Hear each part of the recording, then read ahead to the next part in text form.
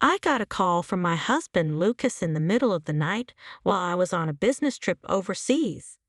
His words hit me like a truck. "Hey, I want a divorce." I froze. "What?" I managed to say. Deep down, I had always feared this day might come, but I never thought he'd bring it up while I was so far away. "What do you mean? Can you explain this properly?" I asked, my voice shaking. Lucas let out a bitter laugh. "You probably haven't noticed, but I have a mistress. She's younger and prettier than you. We even have a child together. So I want you to divorce me so I can be with them." I was silent. He went on as if trying to drive his point home. "I've already sold the house and car," he said, pausing, clearly waiting for me to react. I took a deep breath and gave him a short, calm reply. "Okay." There was a stunned silence on the other end of the line. "Huh," Lucas muttered, clearly confused. Maybe he thought I'd start crying or begging him to stay, but I didn't. I had been preparing myself for this possibility for a long time. His words didn't shake me like he probably expected. A few days later, when I got back home, Lucas was at the airport waiting for me, looking frantic. But let me tell you a bit about myself before we get to that. My name is Jenna. I'm 35 years old and a housewife. I grew up in a regular middle-class family.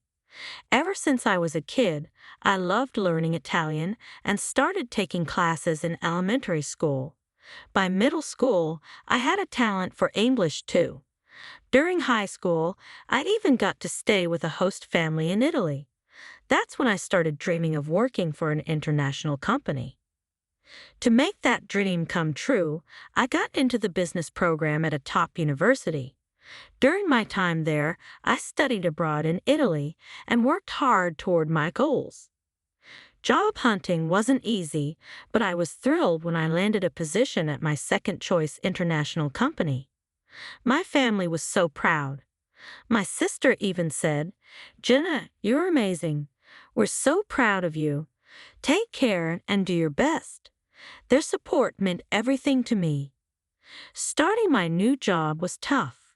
The work was more demanding than I expected, and even though the company treated its employees well, the standards were incredibly high.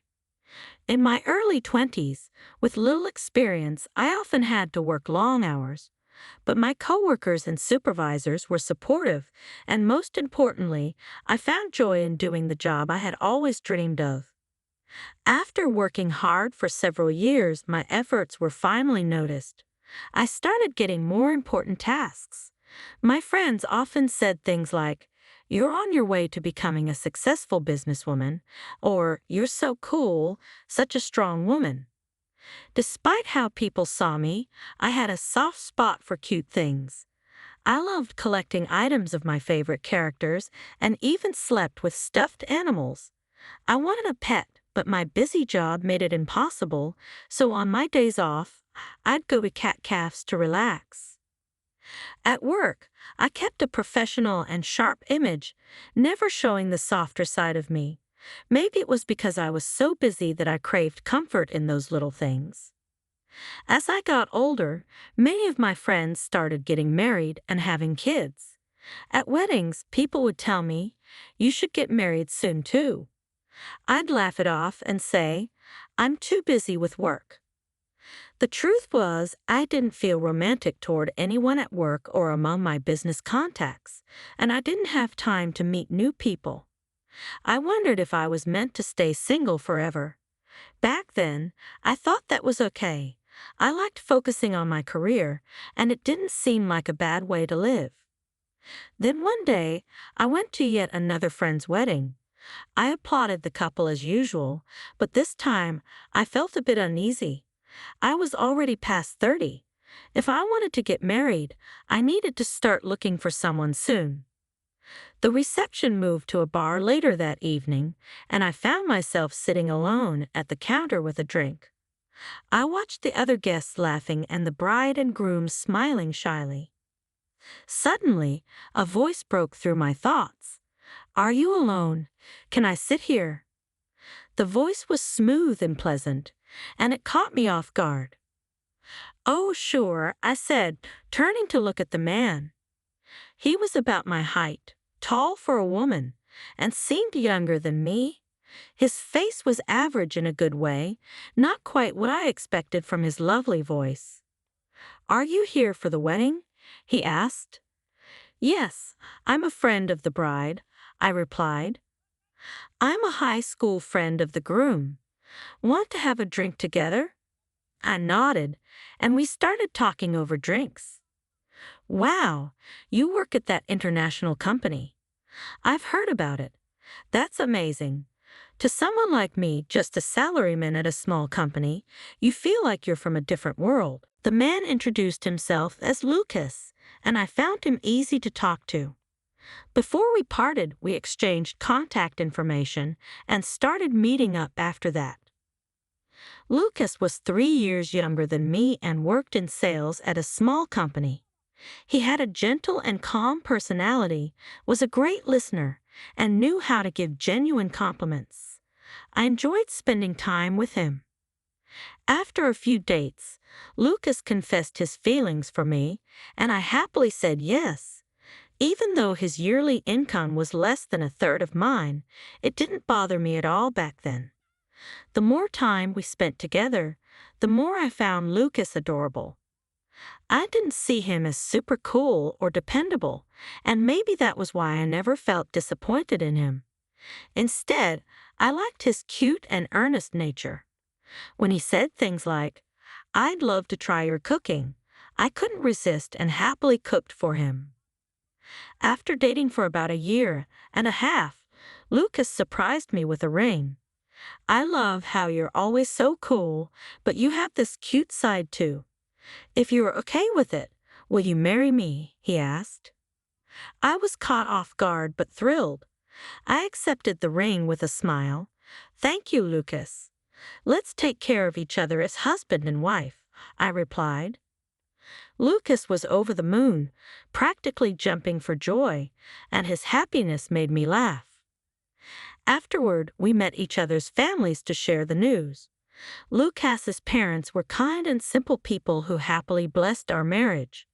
My family was supportive as well, with my parents telling him, "Please take good care of our daughter."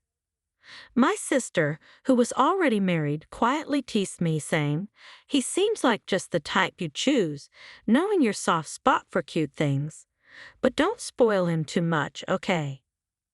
I laughed and replied, I know.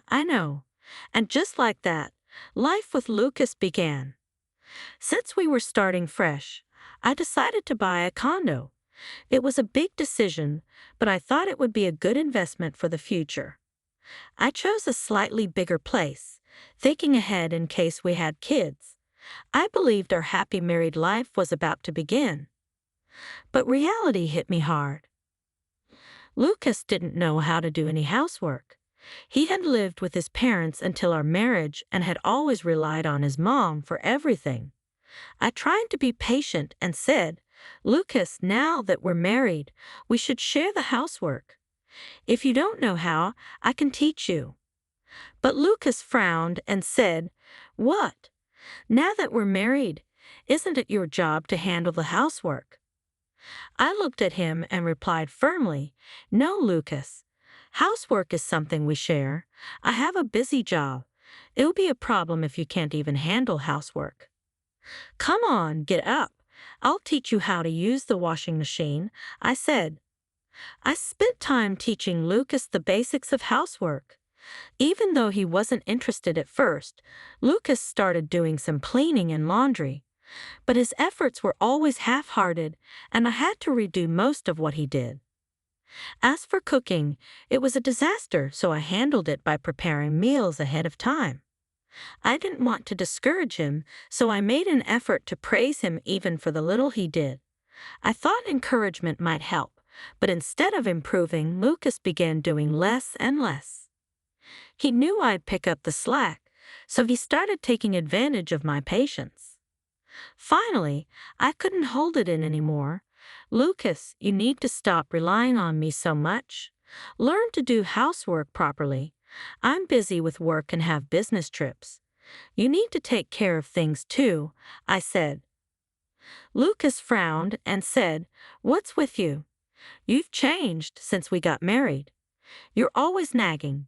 You make good money, so if you're going to complain so much, why not just hire someone to do the housework?" I was stunned. Yes, I earned a decent income, but spending money carelessly would drain our savings.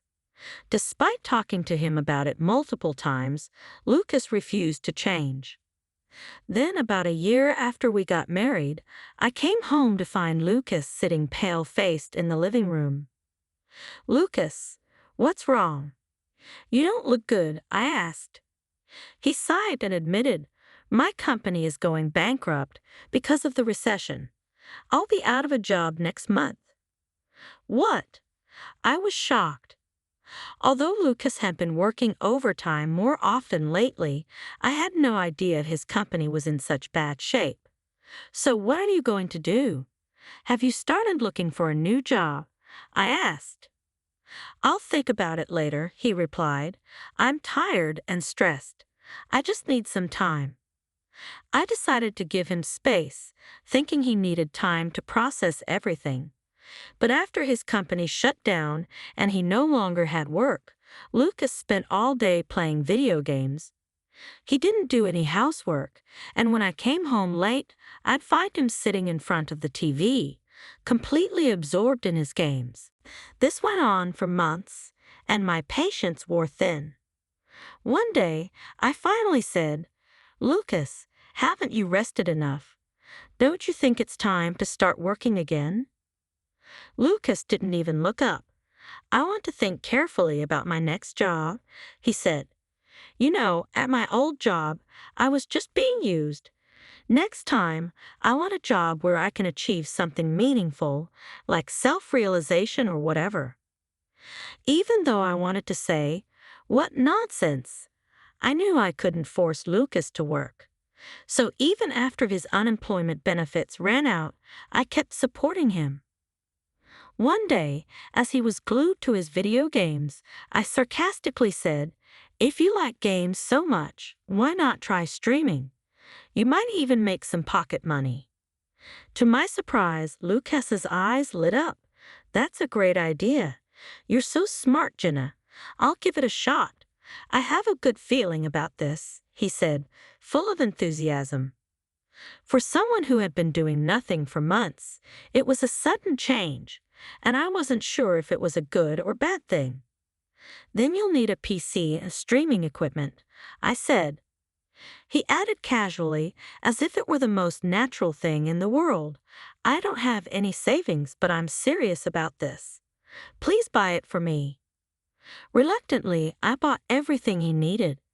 Deep down, I thought this would fail, and he'd finally realize he needed to get a proper job. But a few months later, things took a surprising turn. Lucas became popular as a game streamer under the name Jay. To my shock, he even started ranking on charts. Fans online left positive comments like, "His voice is so nice and it's funny how bad he is at games." He managed to attract both men and women to his streams.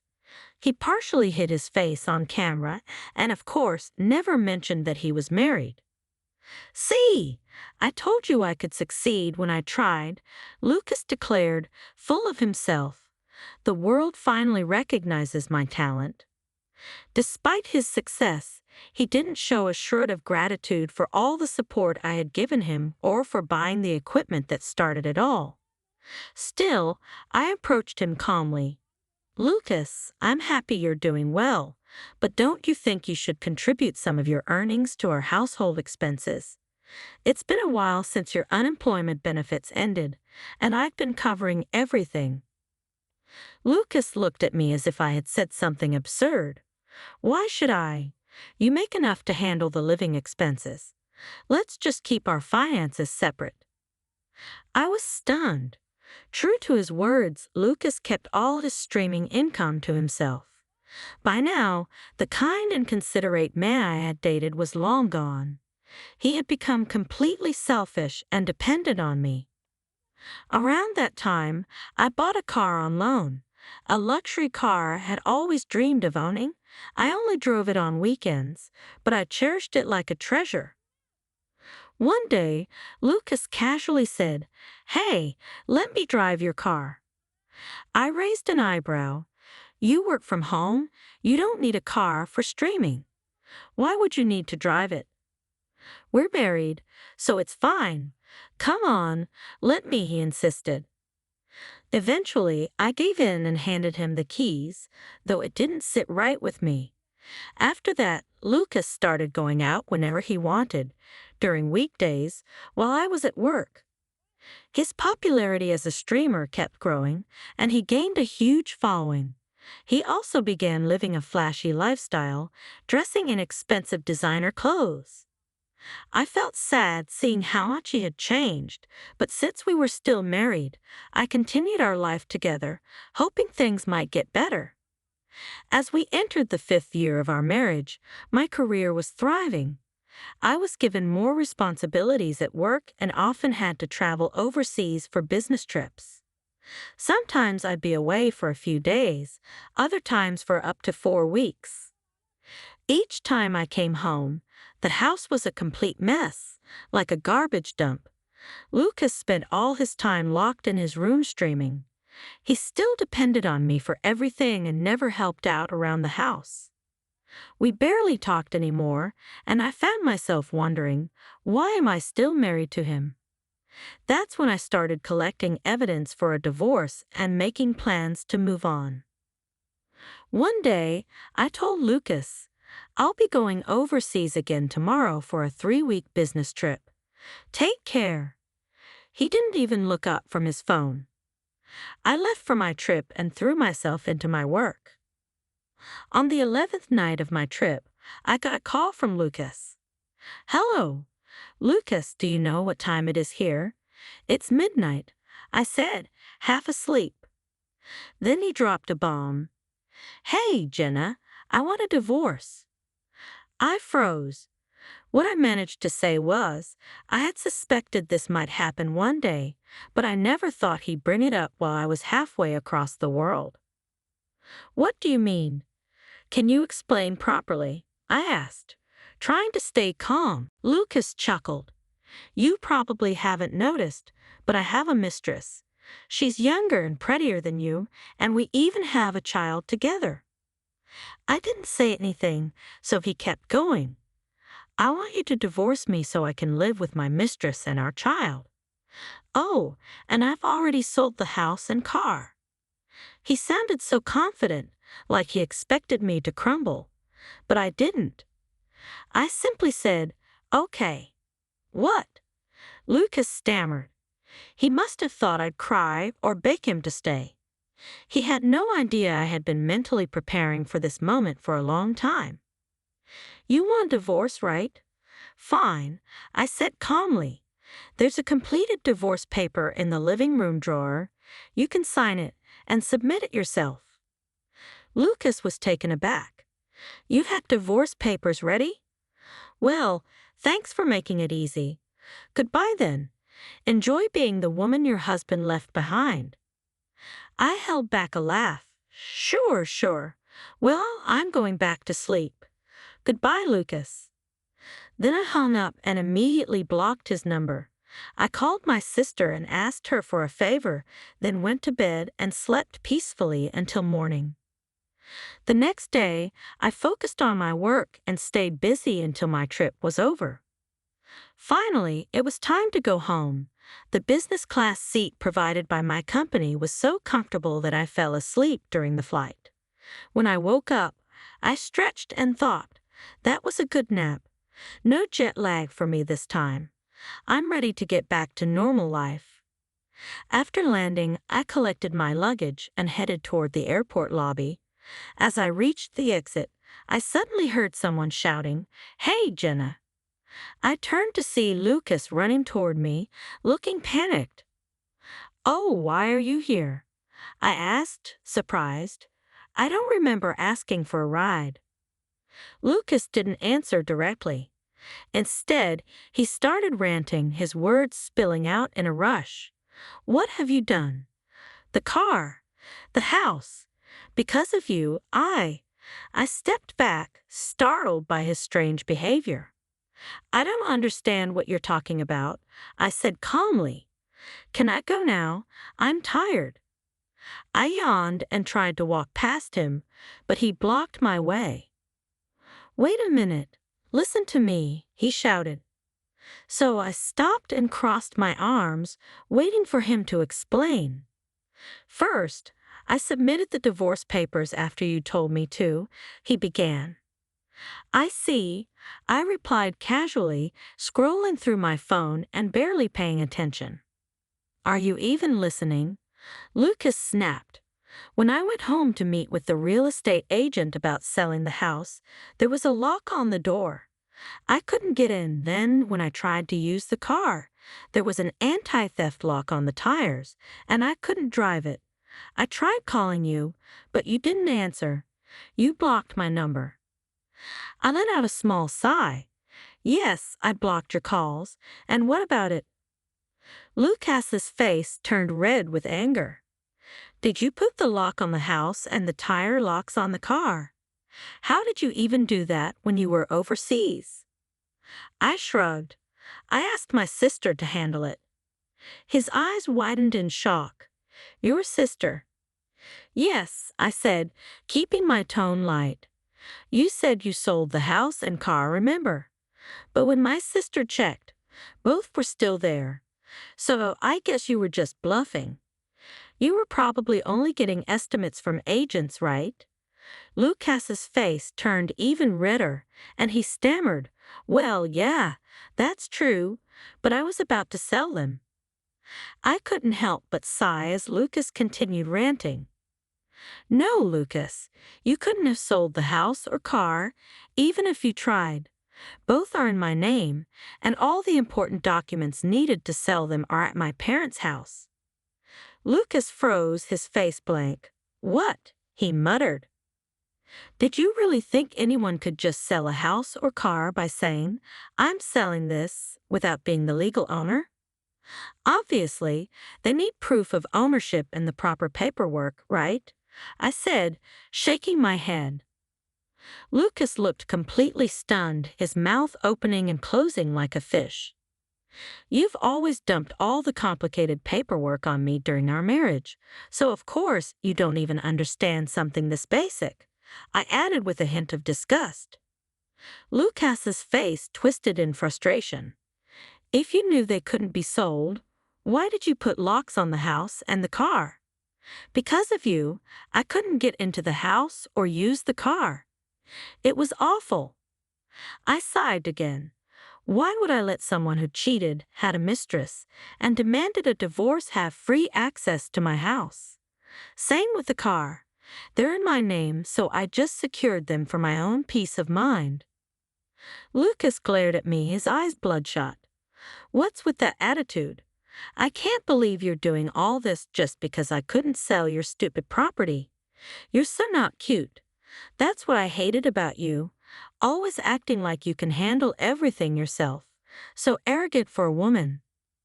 I stayed calm and replied, Oh, really? Then why did you marry me in the first place? Lucas snorted. Obviously, for your money. The fact that you worked at an international company and made good money. That was the only reason you were worth marrying. His words dripped with malice, but they didn't affect me.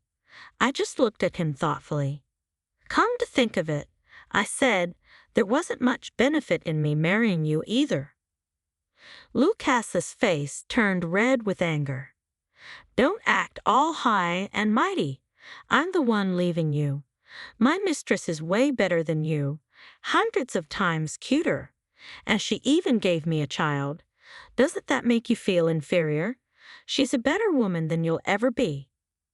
I couldn't help but smile faintly. Better than me, huh? What's so funny? Lucas snapped, still smiling.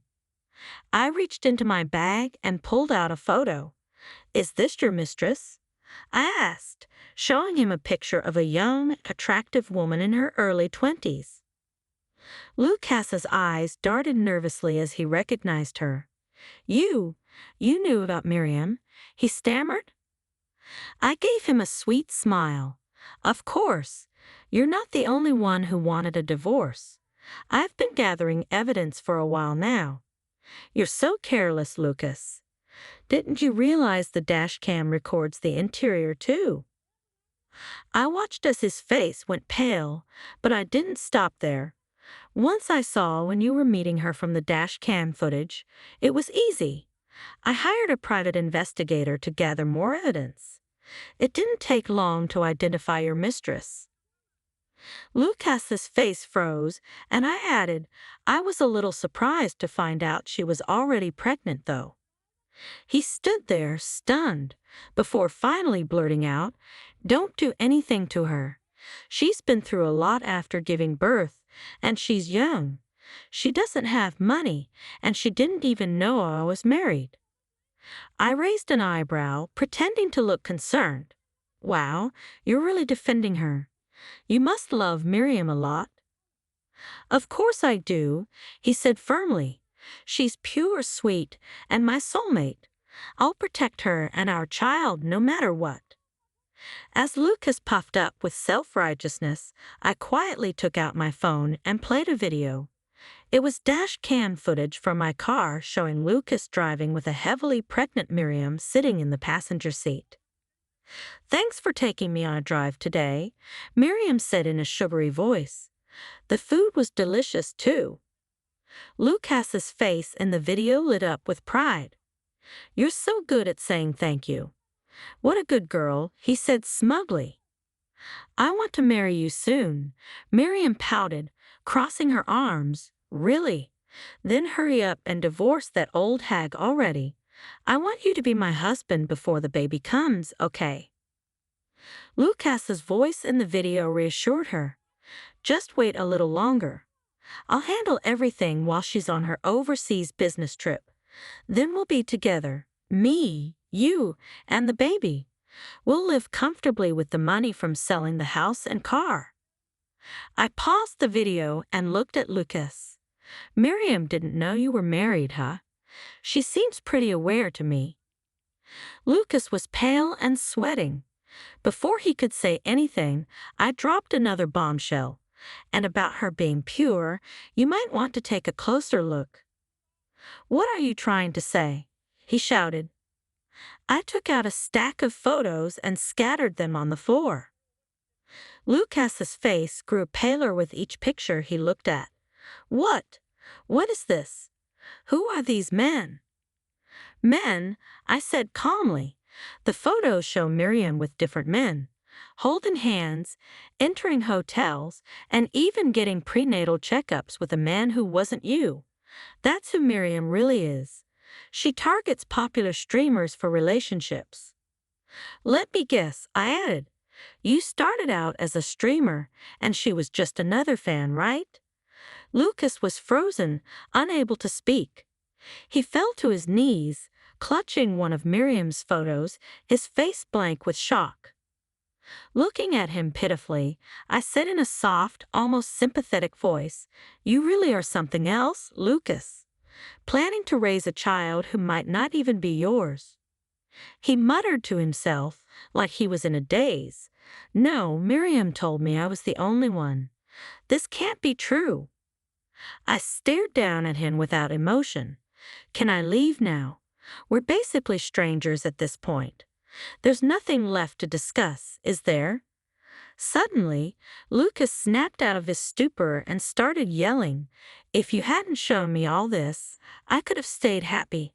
How cruel can you be? Because of you, I can't trust anything anymore. I couldn't help but sigh, feeling nothing but annoyance. That's not my problem, Lucas. Do you even hear yourself? Whatever. Do what you want. He sneered. Fine. Even if I divorce you and leave Miriam, I'll still be fine. I've got over 3 million followers as a streamer, and I'm earning way more than you now. Too bad for you. You're losing a famous streamer as a husband. Serves you right."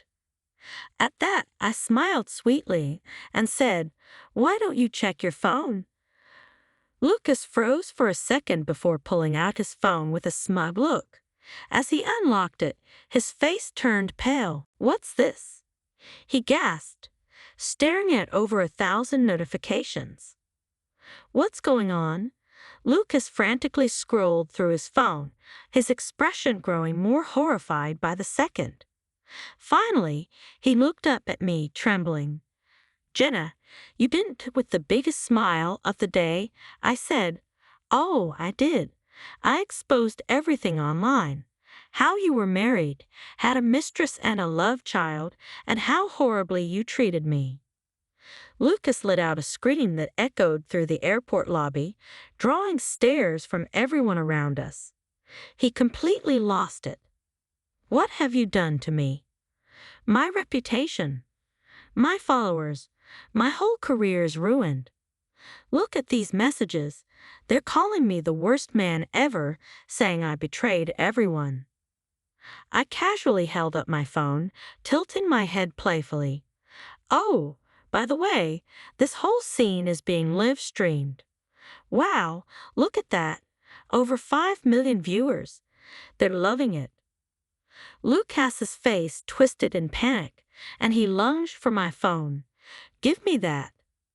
But it was far too late. His ugly words and meltdown were already out there for the world to see.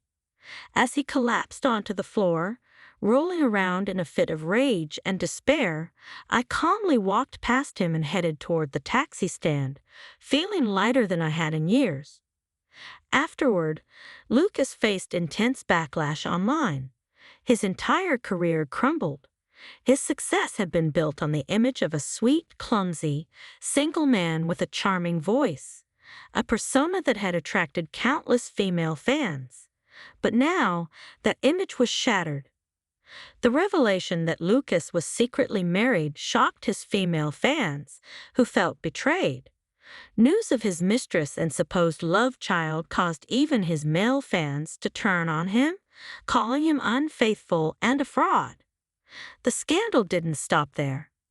Juicy details about how he hid his marriage, cheated on his wife, and discovered that the child might not even be his became a hot topic online. Even people who had never heard of Lucas before were now talking about him, for all the wrong reasons. Although Lucas posted a carefully worded apology on social media, the backlash didn't let up. His subscriber count plummeted, and eventually, he had no choice but to stop streaming altogether. Sometime later, as I was leaving my office building after work, I saw Lucas waiting for me.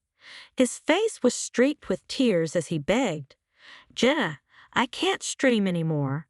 I can't even go outside without people staring or mocking me. Please help me. You're the only one I've ever truly loved.